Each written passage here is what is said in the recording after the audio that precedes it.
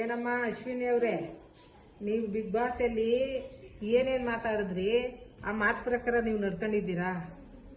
ನಾವು ಅಶ್ವಿನಿ ಆಗಿ ಆಚೆಗೆ ಹೋಯ್ತೀನಿ, ನಾವ್ ಇಲ್ಲಿ ಏನ್ ತಪ್ಪು ಮಾಡಿದೀವೋ ಆಚೆ ಕಡೆ ತಪ್ಪು ಮಾಡಲ್ಲ ಅಂತ ನೀವ್ ಹೇಳಿದ್ರಲ್ಲ, ಇವಾಗ ಯಾಕಮ್ಮ ನಿಮ್ಗೆ ಉರಿತಾ ಇದೆ ಹೇಳ್ರಿ.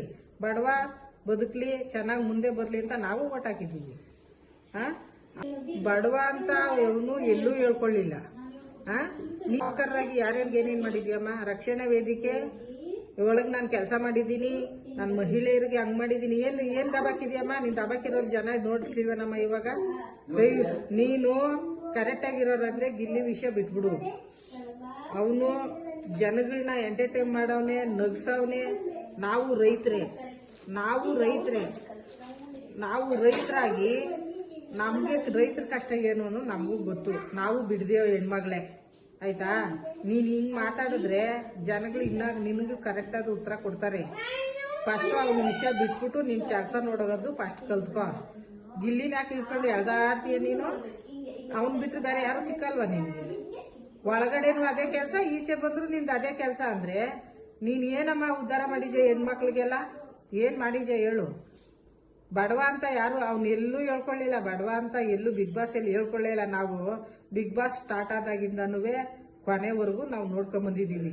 ಸುದೀಪ್ ಅಣ್ಣವರು ಅವ್ರ ವ್ಯಕ್ತಿತ್ವ ಏನು, ಸುದೀಪ್ ಅಣ್ಣ ಏನು ಅನ್ನೋದು ನಮಗ್ ಗೊತ್ತು. ಅವರು ಇವತ್ತು 10 ಲಕ್ಷ ಅವರು ಕೊಟ್ಟವ್ರೆ. ಯಾಕೆ ಕೊಟ್ಟವ್ರು ಗೊತ್ತಾ?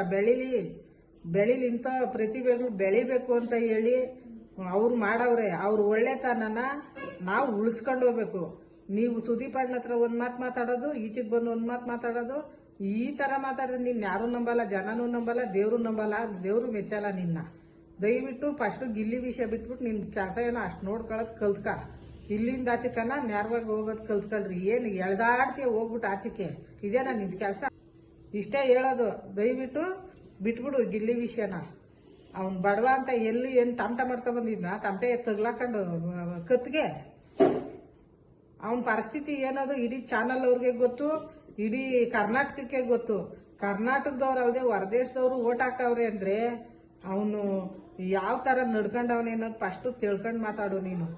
ಸುಮ್ನೆ ಏನೇನೋ ಬಾಯೋದಂಗೆ ಮಾತಾಡಕ್ ಹೋಗ್ಬಿಟ್ಟು ಮರ್ಯಾದೆ ಕಳ್ಕೊಳಕ್ ಹೋಗ್ಬೇಡ ಜನಗಳ ಹತ್ರಕ. ಅಷ್ಟೇ ನಾವ್ ಹೇಳೋದು.